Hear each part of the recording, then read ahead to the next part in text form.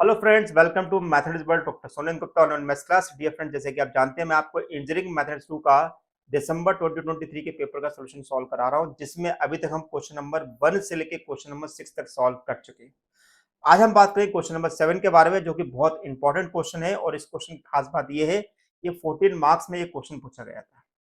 तो अगर आप मेरे चैनल पर पहली बार आए हुए हैं, चैनल को सब्सक्राइब कर लीजिए, बेल आइकन को प्रेस कर देगा, जिसकी फर्दर नोटिफिकेशन आता रहे। और लाइक करने में जरा सी भी कंजूसी ना करिएगा, साथ में फ्रेंड के साथ शेयर कर जरूर करिएगा। और वीडियो को बिल्कुल भी स्किप मत करिएगा, अगर आपने वीडियो को स्किप किया तो आपको समझ में नहीं आएगा। तो आइए स्टार्ट करते हैं। पहले क्वेश्चन को समझ लेते हैं कि क्वेश्चन नंबर 7 है क्या। क्वेश्चन नंबर 7 जो है वो आपका वेरीफाई गॉस डाइवर्जन थ्योरम जो था उसको पूछा गया था, जिसमें वेक्टर एफ जो दिया हुआ है वो x q i plus y q j plus z q k दिया हुआ है, टेकन ओवर द क्यूब। यहाँ पर हमें क्यूब दिया हुआ है, bounded by x equal to zero, x equal to a, y equal to zero, y equal to z equal to zero, z equal to. अब चूंकि गॉस डाइवर्जन थ्योरम पर question पूछा गया है, इसका मतलब ये है कि हमारा यूनिट नंबर 5 का क्वेश्चन जो है ये है, और साथ में 14 मार्क्स का क्वेश्चन पूछा गया है। ठीक है ना, पूरा क्वेश्चन नंबर 14 मार्क्स का पूछा गया है, 7 नंबर का क्वेश्चन। तो भाई इसमें हमारे को गॉस डाइवर्जन थ्योरम के अकॉर्डिंग हमें यहाँ पे सरफेस इंटीग्रल और वॉल्यूम इंटीग्रल दोनों निकालने पड़ेंगे। ठीक है, आइए स्टार्ट करते हैं, कोई घबराने वाली बात नहीं है। किस प्रकार से निकालेंगे, तो पहले जब भी अगर हमें गॉस डाइवर्जन थ्योरम से अगर कोई भी क्वेश्चन सॉल्व करना है, तो सबसे पहले वॉल्यूम इंटीग्रल निकालेगा, उसके बाद उसका सरफेस इंटीग्रल निकालेगा। ये पॉइंट क्लियर है। चलिए, given the vector function is vector f equal to xi xqi plus yqj plus zqk, तो by the Gauss divergence theorem जानते हैं कि भाई this is relation between surface integral and the volume integral. Now to evaluate the volume integral, हम क्या निकाले, पहले volume integral निकाले, यानी कि ट्रिपल इंटीग्रल v dvf और dv निकाले। यानी कि हम पहले वेक्टर f का हम यहाँ पर निकालेंगे डाइवर्जन। तो डाइवर्जन का फॉर्मूला क्या होता है, divergence F equal to del F vector, यानी कि i del upon del x plus j del upon del y plus k del upon del z, और एफ वेक्टर है x q i plus y q j plus z q k. तो del x के साथ del x के साथ आई ले लिया, जे के साथ जे ले लिया, के साथ हमने के लिया। अब एक्स क्यू को हमने एक्स के लिए किया है, तो वही कितना आएगा 3x²। वाई क्यू को वाई के लिए करेंगे कितना आएगा 3y², और जेड क्यू को जेड के लिए करेंगे कितना आएगा 3z²। इतना क्लियर है। तो यानी कि हमारे पास फॉर्मूले के अंदर three triple integral b x square plus y square plus z square d x d y d z. अब क्वेश्चन में हमें ऑलरेडी हमें लिमिट दे रखी है, क्या लिमिट दे रखी है, एक्स की लिमिट दे रखी है 0 से ए, वाई की लिमिट दे रखी है 0 से ए, और जेड की लिमिट भी दे रखी है 0 से ए। कुछ नहीं है, बस हमें उठा के उसको वॉल्यूम में रख देना। तो since V is a volume of rectangular parallelepiped which is bounded by the plane x equal to a, y equal to 0, z y equal to a, z equal to 0 और z equal to a। यानी कि इसका मतलब क्या हुआ, हमारे पास x equal to 0 0 हो गया, y equal to 0 हो गया, तो हमारे पास लिमिट हो गई 0 से a, 0 से a और 0 से a, हमने रख दिया।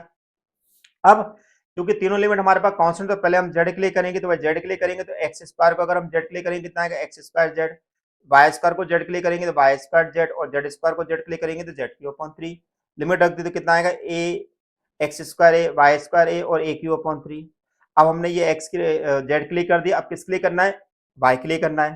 तो भाई एक्स स्क्वायर ए को अगर वाई के लिए करो कितना आएगा एक्स स्क्वायर वाई ए रख दिया हमने, वाई स्क्वायर को करो कितना आएगा वाई क्यू अपॉन 3, और ए क्यू अपॉन 3 को अगर वाई के लिए करो कितना आएगा तो ए 3 अपॉन 3 वाई आएगा। तो वाई की जगह लिमिट रखते हैं तो कितना हो गया भाई a square x square plus a to the power 4 upon 3, a to the power 4 upon 3।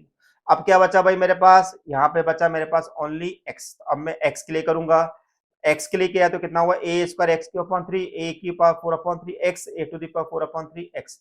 Limit रख दिया तो a to the power 5 upon 3 हो गया, a to the power 5 upon 3 हो गया, ए टू दी पावर 5/3 हो गया, 3 से 3 कैंसिल हो गया, तो मेरे पास आ गया 3 ए टू दी पावर 5। यानी कि मेरा वॉल्यूम इंटीग्रल जो है वो 3 ए टू दी पावर 5 निकल कर आ गया है। यानी कि अब मेरे को अब इसका निकालना है सरफेस इंटीग्रल। क्या निकालना है मुझे, इसका सरफेस इंटीग्रल। सरफेस इंटीग्रल निकालने से पहले यहाँ पे कुछ दो तीन चीजें यहाँ पे बताना चाहूंगा। क्योंकि मुझे यहाँ पर एक क्यूबॉइड बना क्यूब बनाना है, तो क्यूब कैसे बनाएंगे वो मैं आपको पहले सिखाऊंगा कि भाई क्यूब कैसे बनाया जाता है। दूसरा, क्यूब जब बनाएंगे तो कितनी सरफेस मेरे सामने आएंगे, वो सरफेस मैं आपको बताऊंगा यहाँ पर। फिर उसके बाद मैं आपको क्वेश्चन को सॉल्व करूंगा। और तीसरा मेरे पास है कि सरफेस इंटीग्रल निकालते समय मुझे यहाँ पर इस चीज की जरूरत पड़ेगी, तो इसका मीनिंग बताऊंगा, ये इसका मीनिंग क्या होता है। थोड़ा इसको ध्यान समझेगा कि मैं इस क्वेश्चन को किस प्रकार से सॉल्व कर रहा हूँ। तो पहले मैं थोड़ा क्वेश्चन को आगे बढ़ा देता हूँ, देखो समझो।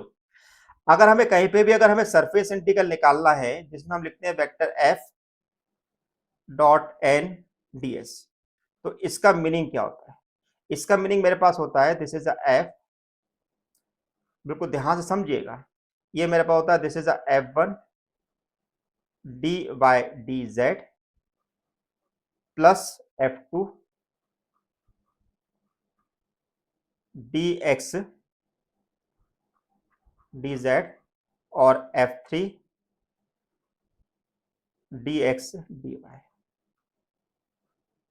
क्लियर। अब इसका मीनिंग समझिए कि F1 के साथ dy dz क्या है, क्योंकि F1 i होता है। अब i पर अगर आप कोई भी प्रोजेक्शन डालेंगे तो कहां से आएगा हमारे पास वो i पर, अगर हम yz प्लेन पे थी प्रोजेक्शन डालो कहां से आएगा वो x एक्सिस से आएगा। इसका मतलब क्या हुआ dy dz। कितना हो गया।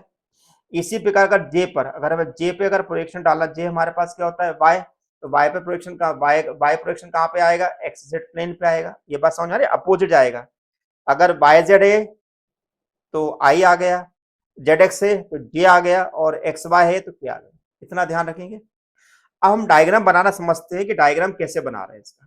ठीक है, तो डायग्राम कैसे बना थोड़ा ध्यान से समझिएगा। तो डायग्राम को थोड़ा सा अपन अच्छे से बना लेते हैं।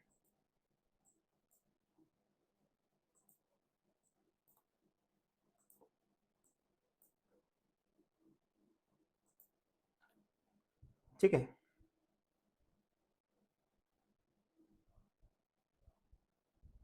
ये मैंने यहाँ पर पहले में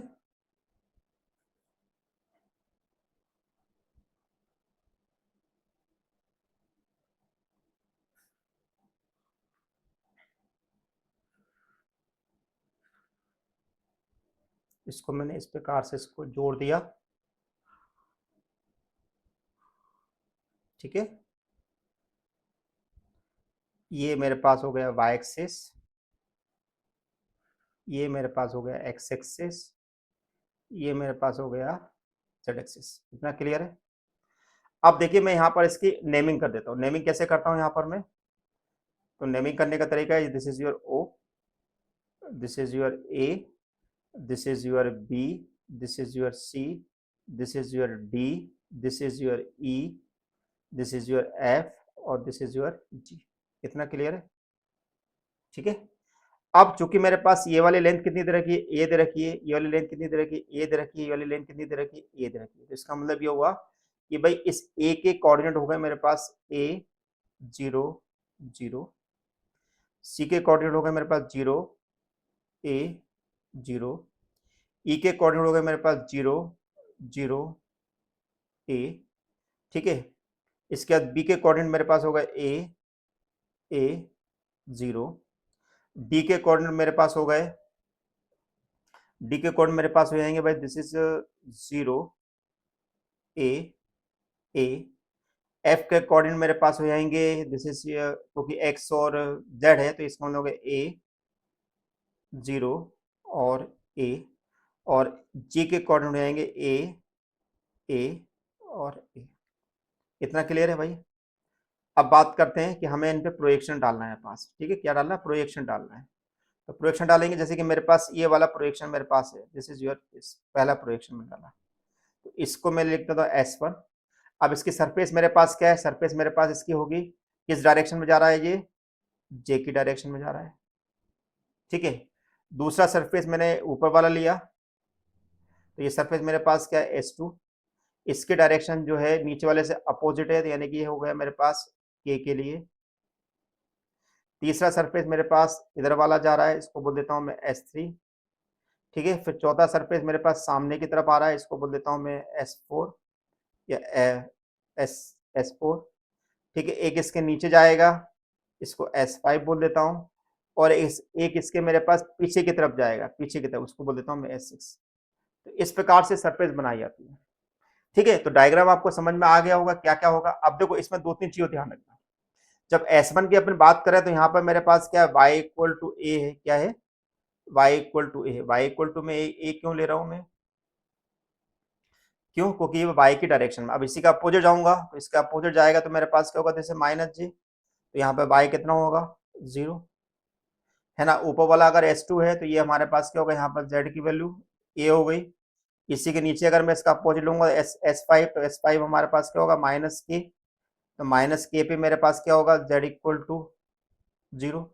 ठीक है, अब S4 मेरे पास सामने वाला फेस है, सामने वाला फेस मतलब कौन सा, ए बी जी एफ है, ए बी जी एफ है, तो ये मेरे पास क्या होगा, दिस इज योर आई, क्या होगा आई, तो यहाँ पर मेरे पास x इक्वल टू कितना आ जाएगा a, और इसी के पीछे वाले फेस की अगर बात करूंगा तो क्या होगा मेरे पास ओ सी डी ई, तो वो मेरे पास क्या होगा S6 होगा, जो कि मेरे पास कहलाएगा this is a minus i, minus i होगा तो यहाँ पर x की वैल्यू कितनी होगी मेरे पास 0। तो ये इन सब लॉजिक को मैं यहाँ पर यूज करूंगा। अब मैं ये जो मैंने रफ डायग्राम बनाया, इसको मैं अच्छी तरीके से डायग्राम किस प्रकार से बनता है स्केल से बना लेना, तो अब समझे कि इसको कैसे निकालेंगे हम, ठीक है। तो अब समझे कि कैसे हम क्वेश्चन सॉल्व करने वाले हैं। To evaluate the surface integral for this, we have divide the closed surface S of rectangular parallelepiped into 6 faces। जैसे कि मैंने आपको बताया कि 6 फेसेस मेरे पास होंगे, S1 S2 S3 S4 S5 S6। तो मेरे पास यहाँ पे मैंने S1 लिखा हुआ है, S1 मेरे पास है B C D G, इसको मैंने S1 बोला है। S2 मेरे पास है D E F G, तो S2 मैंने क्या लिया D E F G, यानी कि ऊपर वाली सरफेस को मैंने यहाँ पर S2 लिया हुआ है, क्लियर है। इस सरफेस को मैंने यहाँ पर S2 लिया हुआ है। ऐसे क्या ओ सी डी ई, तो ओ सी डी ई, यानी कि हम बात करें पीछे वाली सरफेस की बात करें, कौन से वाली पीछे वाली सरफेस की बात कर रहे हैं, इस वाली सरफेस की बात करें, पीछे वाली सरफेस जो पीछे की तरफ जा रही है, क्लियर है। S4 हमारे पास क्या ओ E F A, O O E F A, यानी कि हम इस वाले सरफेस की बात करें, तो ये वाला सरफेस हमारे पास क्या है, यानी कि इस वाले की बात करें लाइक दिस,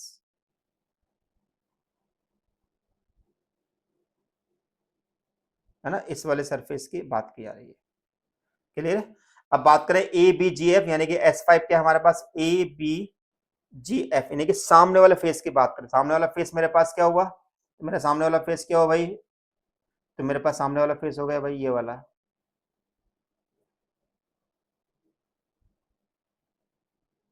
है ना, ये वाले सामने वाले फेस की बात कर रहे हैं। अब इसके बाद मेरे पास क्या हुआ, ओ ए बी सी, यानी कि नीचे वाले फेस की बात कर रहे हैं, कौन से वाले बात कर रहे हैं, ये वाले की बात कर रहे हैं, ये नीचे वाले। आई होप आपको डायग्राम समझ में आ गया होगा, है ना। अब चूंकि हमारे पास 6 सरफेस बन रही है, इसका मतलब है कि मेरे पास जो इंटीग्रल है वो 6 पार्ट में डिवाइड होगा, यानी कि जो सरफेस इंटीग्रल एस जो है वो S1 S2 S3 S4 S5 और S6 में डिवाइड होगा, ठीक है। वन बाय वन हम ये निकालते हैं, तो पहले हम बात कर रहे हैं फेस S1 की, तो फेस S1 मेरे पास क्या है बी सी डी जी, क्या है बी सी डी जी। अब बी सी डी जी मेरे पास क्या था, बी सी डी जी मेरे पास क्या था भाई, ये वाला फेस था, ये वाला फेस था मेरे पास B C D G, okay. अब ये मेरे पास क्या S1 है, इसको मैंने क्या बोला जे, जे मैंने क्या बोला क्योंकि वाई डायरेक्शन में जा रहा है पास, और इस वाई डायरेक्शन मेरे पास क्या होगा, वाई की वैल्यू कितने के बराबर होगी, ए के बराबर होगी। तो मैंने क्या लिया क्वेश्चन में, एन के बराबर ले लिया जे, वाई बराबर ले लिया ए, चूंकि जे आया तो जे के साथ मैंने क्या बताया था आपको dx dz, तो देखो मैंने यहाँ पर dx dz लिया, इतनी बात समझ में आ गई। एफ वेक्टर में मेरा एफ वेक्टर क्या था, x q i plus y q j plus z q, तो वाई की जगह मैंने क्या रख दिया, ए रख दिया, यानी कितना हो गया x q i plus a q j plus z q. N के साथ मैंने डॉट किया, तो एन क्या था मेरे पास, जे था, तो केवल जे वाला टर्म बनेगा, यानी कि ए क्यू।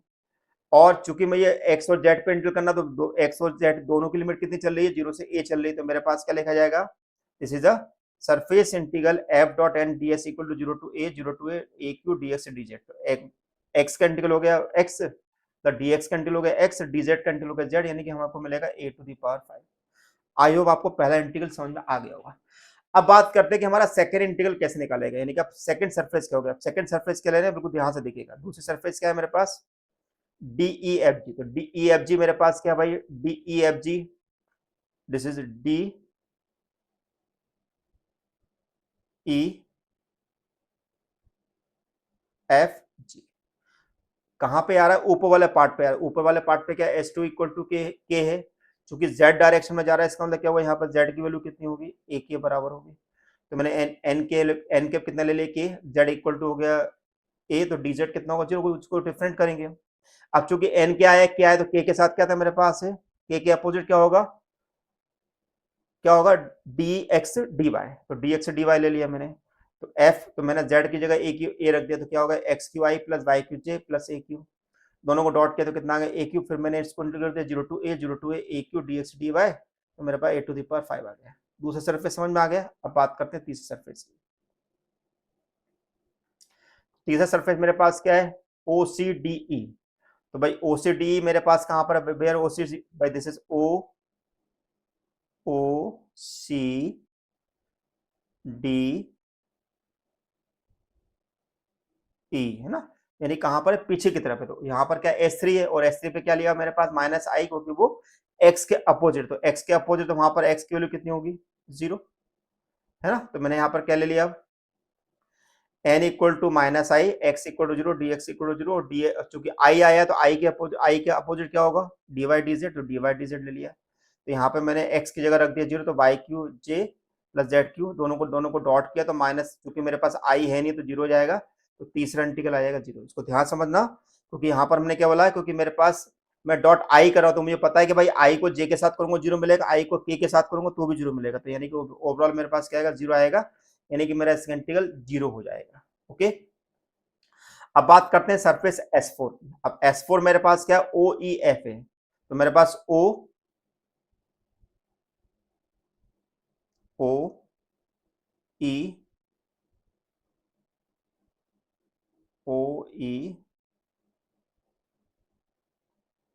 ये वाली सरफेस है। इस वाले सरफेस की बात करें, अब इस सरफेस के साथ डायरेक्शन क्या होगी हमारे पास, माइनस जे, क्योंकि ये वाली क्या है, जे थी, ये वाली क्या होगी, माइनस जे, तो यहाँ पर क्या हमारे पास मिलेगा y इक्वल टू 0।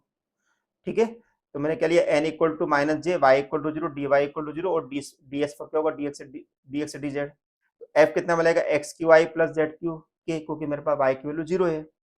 मैंने माइनस जे के साथ करो, जे को आई के साथ करो कितना मिलेगा, 0, और जे को के साथ करो मिलेगा 0, यानी कि मेरा पूरा इंटीग्रल 0 के बराबर आ जाएगा। क्लियर। अब बात करते हैं सरफेस S5 कहते हैं ABGF।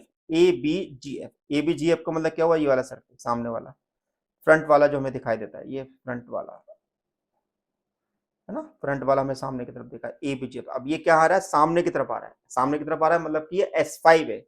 S5 हमारे पास क्या हुआ, आई हो गया। अब आई हो गया तो एक्स के डायरेक्शन में आ रहा है, तो एक्स के डायरेक्शन में आ गया, इसका मतलब क्या हुआ, यहाँ पर एक्स की वैल्यू मेरे पास हो गई ए के बराबर हो गई, है ना। तो एन केप हो गया आई, एक्स इक्वल टू हो गया ए, डी एक्स इक्वल टू हो जाएगा डी जो, क्योंकि आई की तरफ आ रहा है तो इसका अपोजिट क्या होगा, वाई और जेड होगा, तो डी वाई डी जेड लिख दिया। तो a q i plus y q j plus z q, value put कर दी, मेरे पास कितना आ गया भाई, ए क्यू, सिंपल इंटीग्रल कर दिया भाई वाई और जेड के लिए, तो कितना आएगा, ए टू दी पावर 5। ठीक है, अब बात करते हैं ओ ए बी सी का मतलब क्या हुआ, ये नीचे वाली सरफेस की बात, OABC, यानी कि Z के नीचे वाली सरफेस, यानी कि वो क्या होगा, S6 हो गया, क्योंकि Z ऊपर क्या था, A तो नीचे Z क्या होगा, XY प्लेन पर 0 होगा, तो यहाँ पर हमारे पास Z कितना आएगा, 0। तो Z equal n equal to minus k, Z equal to 0, d z equal to 0, तो ये सरफेस बचेगा 0। अब इन सबको उठा के हम क्या कर देंगे, सरफेस इंटीग्रल में रख देंगे। तो पहला इंटीग्रल कितना आया था, ए टू दी पावर 5, दूसरा कितना आया था, ए टू दी पावर 5, तीसरा कितना आया था, 0, चौथा कितना आया 0, पांचवा कितना ए टू दी पावर 5, 0। इन सबको जोड़ेंगे कितना आएगा, 3 ए टू दी पावर 5। अब क्या देख रहे हैं हम, कि जो हमने वॉल्यूम इंटीग्रल निकाला था और जो सरफेस इंटीग्रल निकाला, दोनों बराबर आ गए, तो इसका मतलब क्या हुआ कि हमारे पास गॉस डाइवर्जन थ्योरम जो गई हमारी वेरीफाई हो गई। क्वेश्चन थोड़ा लेंथी था, लेकिन इन क्वेश्चन की प्रैक्टिस ज्यादा आप करोगे तभी ये क्वेश्चन आपसे बनेंगे। अगर इन क्वेश्चन की प्रैक्टिस नहीं करोगे, जैसे आपको लगता है कि हम इतना नहीं कर सकते हैं, तो आप चाहें तो इस टॉपिक को छोड़ भी सकते हैं। ठीक है, कभी कभी क्वेश्चन यहाँ से आसान आ जाते हैं, कभी कभी क्वेश्चन अगर वेरीफाई करने के आ जाते हैं तो क्वेश्चन बहुत लेंथी हो जाते हैं। ठीक है, तो डियर फ्रेंड्स, आपको मेरा वीडियो लेक्चर कैसा लगा है मुझे जरूर बताइएगा। अगर आप मेरे चैनल पर पहली बार आए हो, या इससे पहले अभी तक आपने कंजूसी कर रखी है कि भाई अभी तक मेरे चैनल को सब्सक्राइब नहीं किया, तो भाई फटाफट चैनल को सब्सक्राइब कर लीजिएगा और बेल आइकन को प्रेस कर लो, जिसकी फर्दर नोटिफिकेशन मिलता रहे। Thank you for watching my channel, doctor Sunil Gupta. Thank you.